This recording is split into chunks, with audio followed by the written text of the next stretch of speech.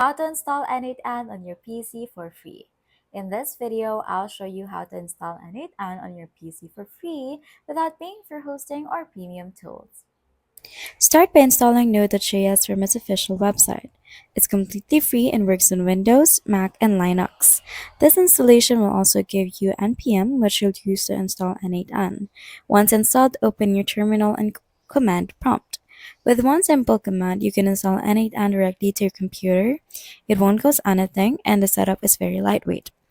After installation, run N8N and it will launch a local web server where you can access your workflow editor in your browser. You'll be able to build and test automations just like you would with the cloud version. The only difference is that your workflows will only run when your PC is on and N8N is running in the background.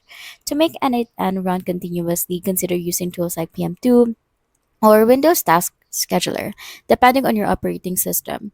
The setup is perfect for students, freelancers, or small businesses who want to automate tasks without spending a dime. And that's how you install N8N on your PC for free.